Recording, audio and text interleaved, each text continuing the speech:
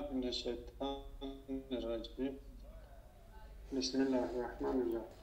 Elhamdülillahi Rabbil alemin. Ve salatu ve selamu ala seyyidina ve nebiyyina Ebil Kasım'il Mustafa Muhammed ve alihi tayyibine tahirin ve ashabihil muntecebin.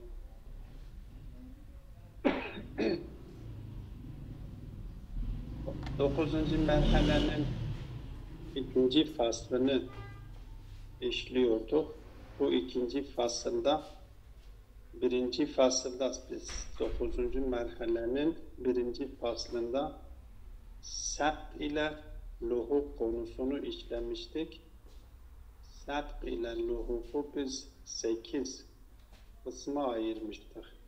Bu ikinci fasılda onu buradaki bu sebk kısımlandırılırken sebk ile luhuk, yani her halükarda iki tane taraf vardır. Bir de bu iki tarafın kendisinden müşterek olduğu bir üçüncü taraf söz konusudur. Şimdi bu iki taraf kendisinden müşterek oldukları noktayla değerlendirildikleri zaman, o nokta bağlamında değerlendirildiği zaman birisi sabık ile vasıflandırılıyor, birisi de luhuk ile vasıflandırılıyor. Buradaki bu sebkın milaki nedir? Yani biz bunu lahik ya sabık ile vasıflandırıyoruz. Biz neye göre birisine sabık diyoruz ve neye göre birisine layık diyoruz, luhuk diyoruz, lahik diyoruz. O milakı bu ikinci fasılda açıklamaya çalışıyordu ki biz yaklaşık 6 kısımdaki bu şeyi herhalde 5 kısımdaki bu o milaki açıkladık. 6. 7. ve 8. kısımlardaki milak kalmıştı. Onu işliyoruz. Devamı. Yani ikinci faslın devamı. Diyor ki ve fis sebk-i dehriyi, o sebklerden bir tanesi de dehriydi ki bunu 6. kısımda bunu açıklamıştı.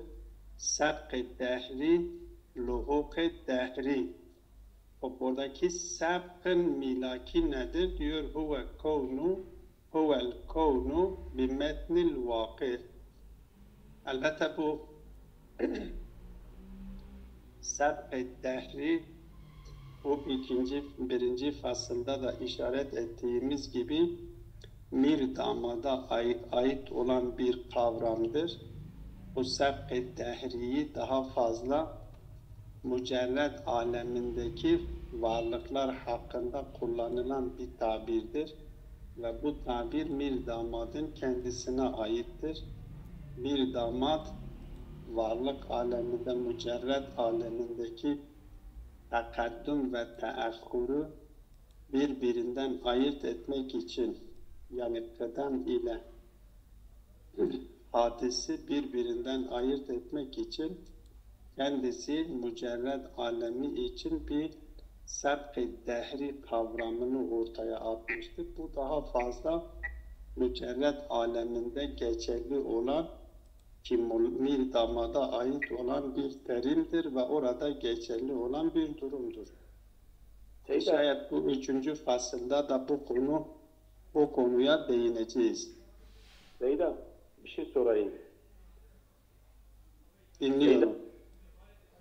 Zeydan, ben mutalede alemi tecerrüd, alemi misal, alemi madde, bunlar birbirleriyle aralarındaki sebkle luhuki anlamıştım.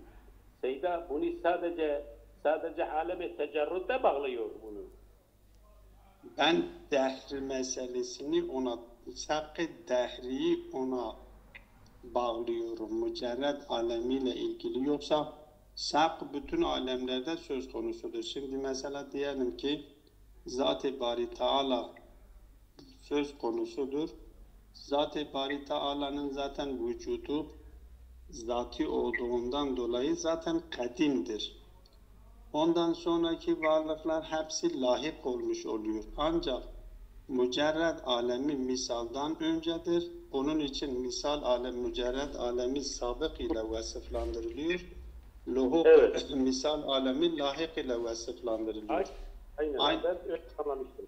Yani aynı şekilde misal alemi hem sabıktır hem lahaktır. Tecerrude göre aynı şekilde misal, evet, aynı şekilde misal alemi sabık ile vasıflandırılıyor. Cismani alem lahik ile vasıflandırılıyor. Bu genel itibariyle öyledir. Yalnız fazla girmek istemedim. Şimdi konu anlaşılsın diye mecbur artık gireceğim. Şimdi şöyle bir durum söz konusu. Ufaktan buna değineyim, ondan sonra geçelim. Bakın dikkat edin. Ben daha önceki derste, bu derse başlarken de demiştim ki bedem ile hudus meselesi önemli meselelerdendir. Şimdi mütekellimlerle felsefeciler arasında ciddi bir farklılık söz konusudur, söylemiştik. Yani Zat-ı Bari Teala dışındaki varlıkları kadim olarak kabul edebilir miyiz, edemez miyiz? Asıl ihtilaf meselesi budur.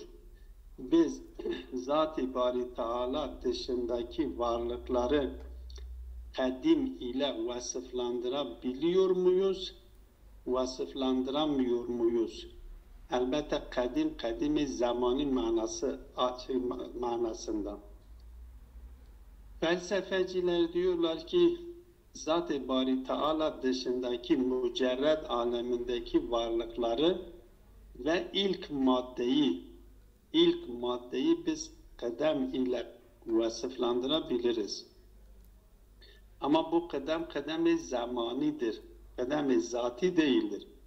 Kadem-i zati Zat-ı Bari Teala'ya aittir. Bu mücerred olan ve ilk madde olan varlıkların kadem-i zamanidir. Bu sefer kelamcılar diyorlar ki hayır, biz Zat-ı Bari Teala dışında hiçbir varlığı kadim ile vasıflandıramayız. Kadim ile vasıflandırılmış olan varlık vacibül vücud oluyor. Eğer biz Zat-ı Bari Teala dışındaki varlıklardan herhangi birisini kadim ile vasıflandırırsak onu da vacip kabul etmiş oluyoruz Zat-ı Bari Teala yanında. Dolayısıyla şirktir. Ve bunu reddediyorlar. Felsefeciler diyorlar hayır, kadim ile vasıflandırmak onu vacip merhalesine çıkaracak nitelikte değildir. Kadim zamanı olarak biz bunu kadim ile vasıflandırıyoruz ama zati itibariyle kendisi kadim değildir. Onun kademi yine hudustur. Hala bunu bir sonraki fasılda zaten açıklayacağız. Mir damat, buraya kadar ki zaten bu konu bir hatırlatmaydı ki daha önce işaret etmiştik. Mir damat, şimdi felsefeciler içerisinde mir damat geliyor ki, diyor ki Zat-ı Bari Teala dışındaki varlıkları da kıdemle vasıflandırmak adeta Zat-ı Bari Teala'ya saygısızlıktır. Elbette bu tabiri kullanıyorum ki konu anlaşılsın. Yani bir anlamda diyor ki saygısızlıktır. Zat-ı Bari Teala dışındaki varlıkları biz kadim ile vasıflandırmıyoruz. Peki burada bir soru söz konusudur. O soru da şudur. Siz mücerred alemindeki bir filozof olarak, yani bir damada soruluyor. Siz bir filozof olarak mücerred alemindeki olan varlıklarla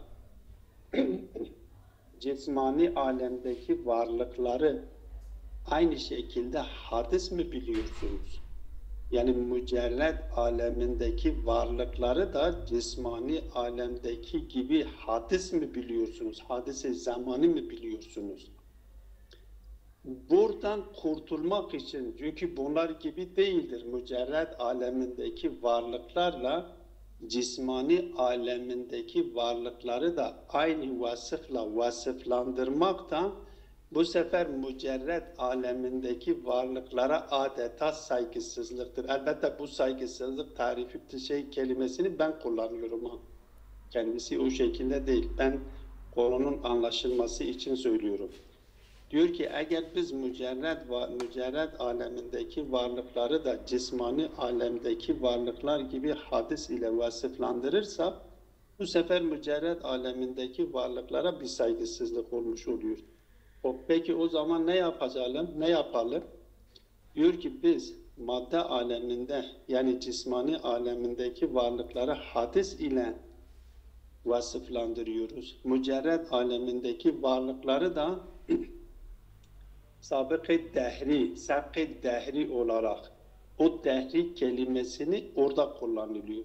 Yani bir terim olarak kullanıyor, kadim olarak vasıflandırmasın, Zat-ı Bari Teala'ya saygısızlık olmasın. Hadis olarak, hadis-i zamani olarak vasıflandırmıyor ki o mücerred alemlerine saygısızlık olmasın. Böyle bir terim, bu sabık-ı dehri diye bir terim ortaya atıyor. Dolayısıyla bu sabık-ı dehri ve luhuk-ı dehri bu anlamda mirdamat kullanmıştır. Bu sefer buradaki sabıkın milaki nedir? Bunu açıklıyor Allame Tabatabai. Diyor ki bu sabık-ı dehrinin milaki nedir? Diyor ki ve fi sabık-ı dehriye huvel kavnu bimetnil vaki.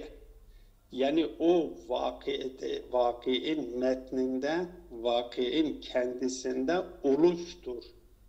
O oluşu, o vaki merhalesindeki oluş, o oluşun kendisi sabk ile vasıflandırılıyor. Mesela mücerred alemi oluşu misal aleminden öncedir. O oluşunda neden sabıktır? Misal aleminden sabıktır. Misal alemi de oluş bakımından neden müteahhirdir? Mücerred alemindeki varlıklardan müteahhirdir. Dolayısıyla mücerred alemindeki varlıkların oluşu sabıktır. Neye oranla? Misal alemindeki varlıklara oranla. Öyleyse mücerred alemindeki varlıklar sabık-ı dehriyle vasıflandırılıyor. Bu sefer misal alemindeki varlıklar da luhuk-ı dehri ile, çünkü bil mukabilinden luhuk-ı dehridir. Luhuk-ı dehri ile de vasıflandırılıyor.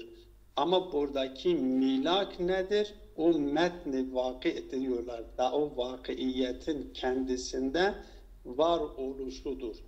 Vakıiyetin kendisinde var olması misal aleminin vakıinde gerçekliğinde var olmasından öncedir. Dolayısıyla sabık olarak vasıflandırılıyor.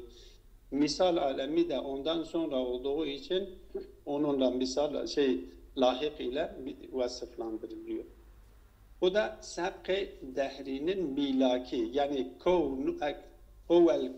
el kavnu bimetnil vaki. O kavnu bimetnil vaki kendisi milaktır.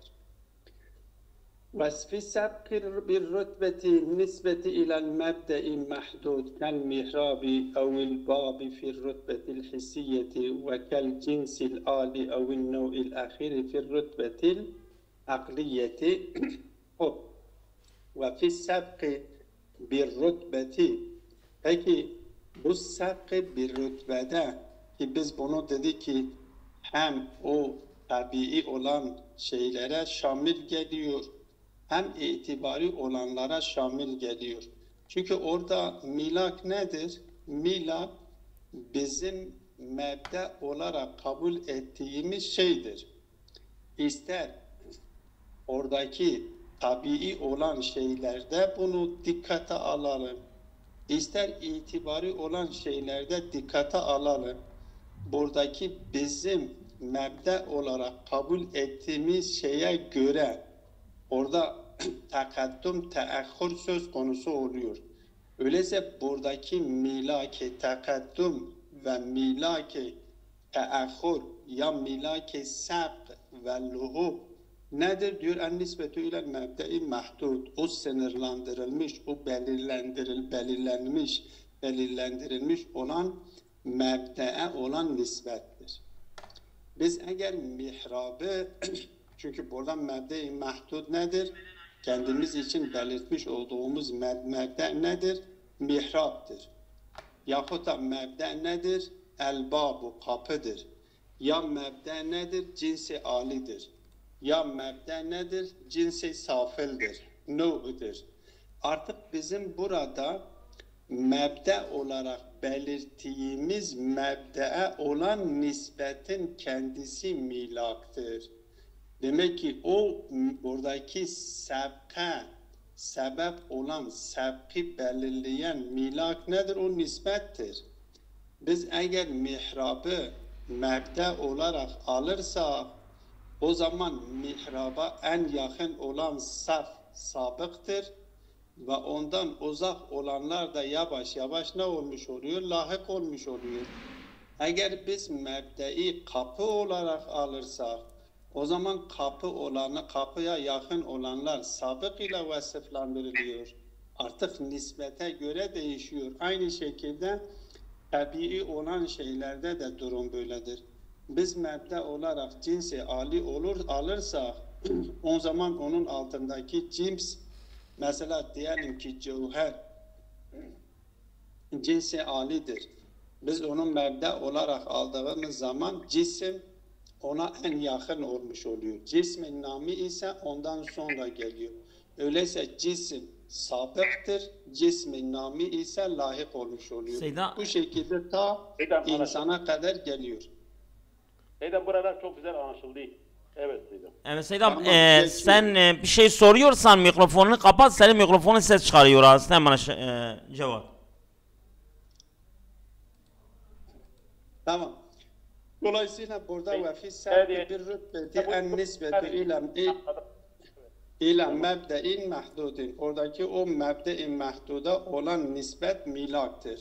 Kel mihrabi evil babi fi rütbetil hissiyeti. O hissi olan şeylerde, rütbelerde biz eğer mihrabi mebde alırsak ona göre değerlendiriliyor.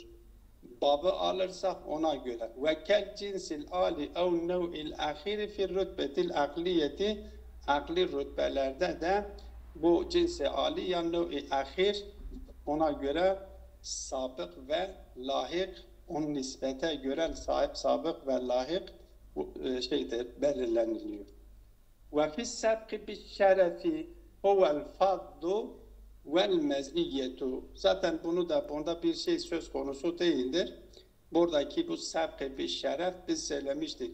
Buradaki nitelikler kişinin sahip olmuş olduğu ya o varlığın konu olan varlıkları iki tanedir. Her halükarda biz iki tanesini birbiriyle mukayese ediyoruz ve ikisinin sahip olmuş oldukları özellikler üzerinden değerlendiriyoruz. Birisi kemal sıfatlarına sahiptir. Diğeri o kemal sıfatlarına sahip değildir. Kemal sıfatlarına sahip olan nedir? Sabık ile vasıflandırılıyor. Kemal sıfatlarına sahip olmayanı da lahik ile vasıflandırılıyor. Öyleyse buradaki milak o sahip olmuş oldukları kemal sıfatıdır. O birisi çok ona sahiptir, birisi daha az sahiptir. Dolayısıyla takattür, teahhür söz konusu olmuştur. Böylelikle her 8 kısmının kendisine ait milakları belirtmiş oluyoruz. Ve biz şimdi şeye geçelim. diğer fasla, merhalenin 3. faslına geçiyoruz. Bu fasılda konu hudus ve kedem meselesine geliyor. El faslu salisu fil kedemi vel hudusi ve aksamihima. Aslında en önemli, şayet bu konulardan en önemlisi de budur. Şimdi kedem ve hudus meselesi ve kısımları ne kadardır? Genel anlamda ilk önce Allame Tabatabai geliyor, bu hudus ve kedem meselesini umum olarak, yani örfte, lugavi bir diğer tabirler, lugavi olarak umumun nezdindeki manayı söylüyor, manayı açıklıyor.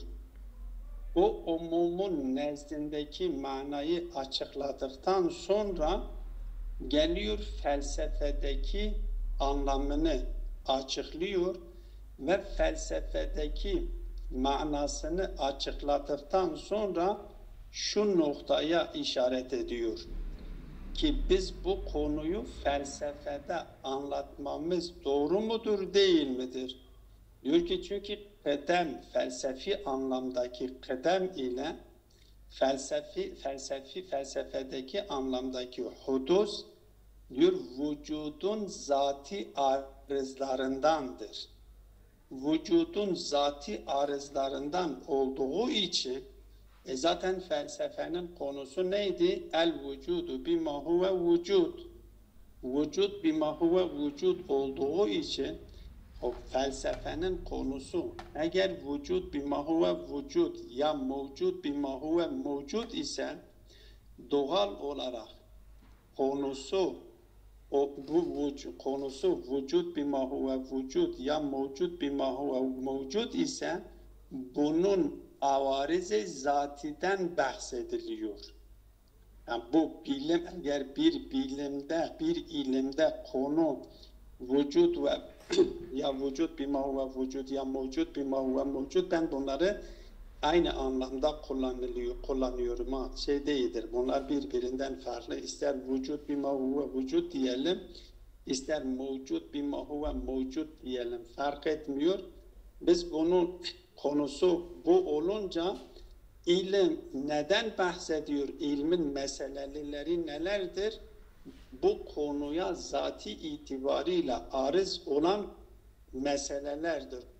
Meseleleri o konulardır.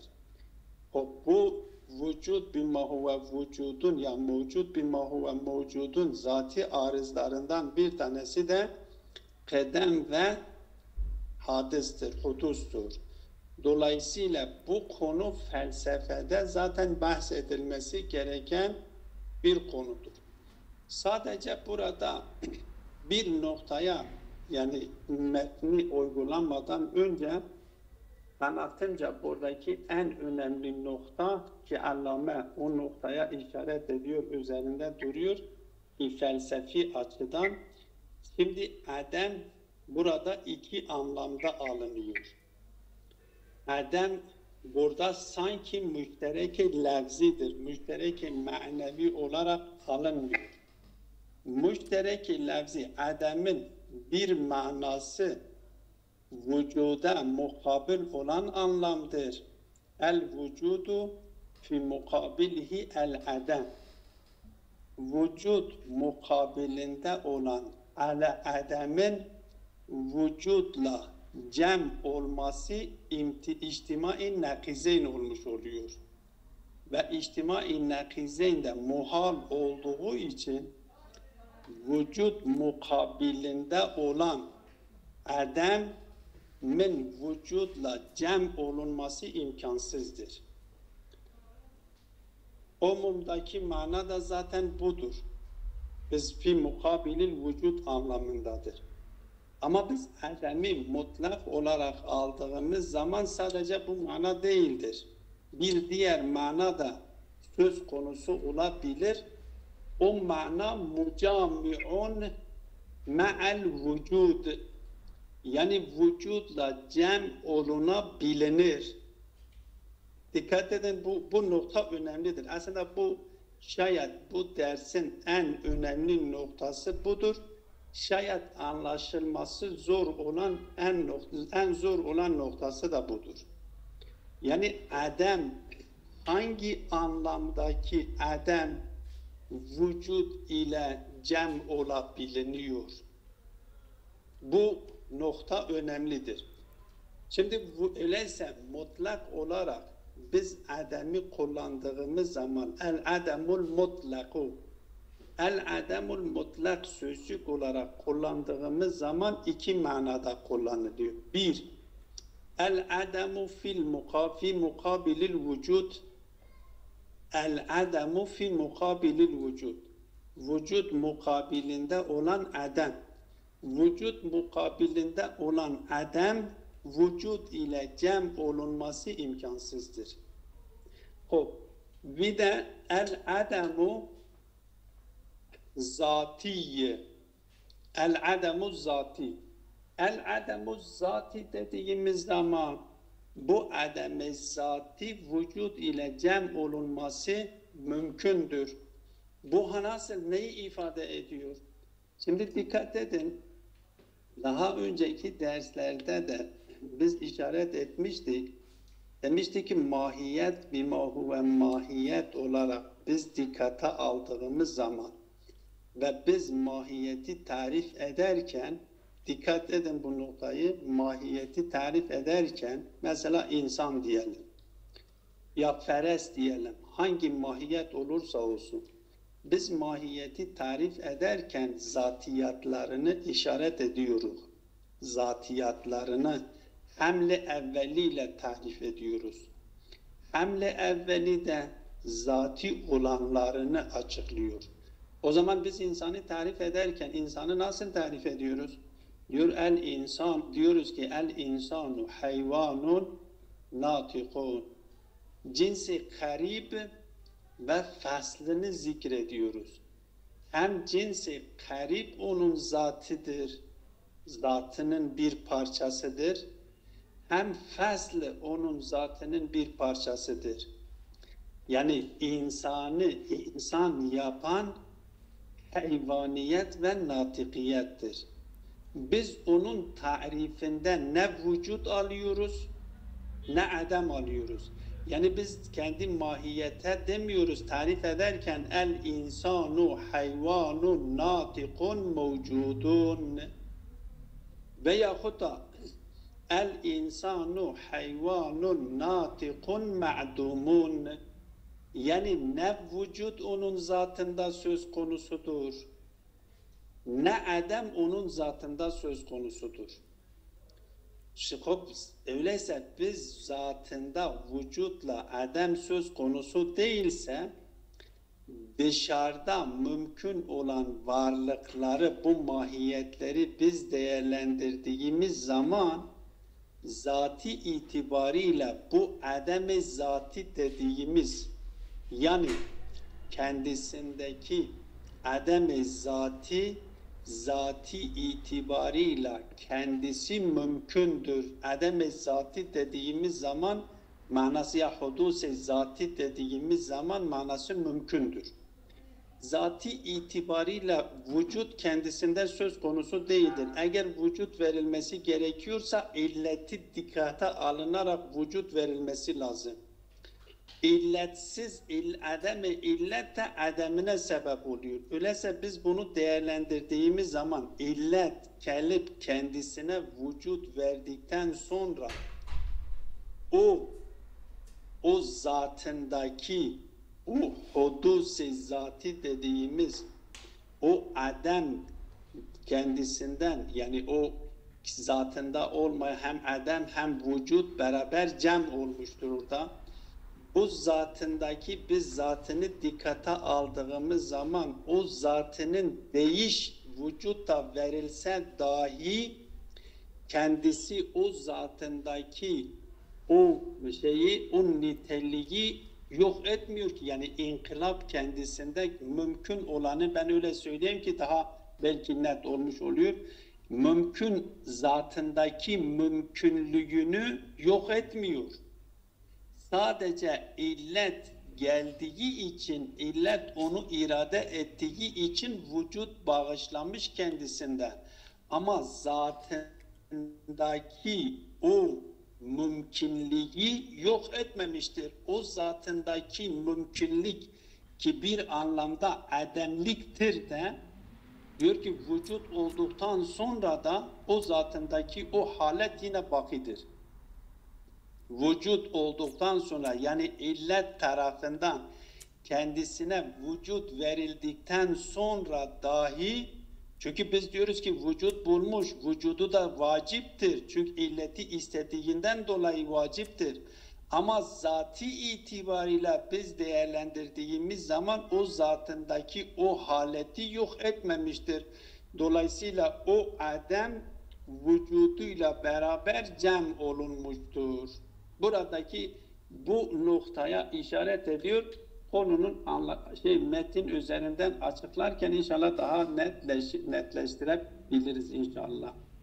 Seydam, biz artık bu saatten sonra Seydam mahiyet değil, kainat üzerinde, zaten kainat da zat-ı bari üzerinden Seydam mukayese ediyor ya, illet geliyor bu kainatı lem yecib lem yüced yapıyor ya, Seyda kainat söylese daha iyi olmaz mı bu saatten sonra artık Seydam? Yok, mahiyet söylüyoruz.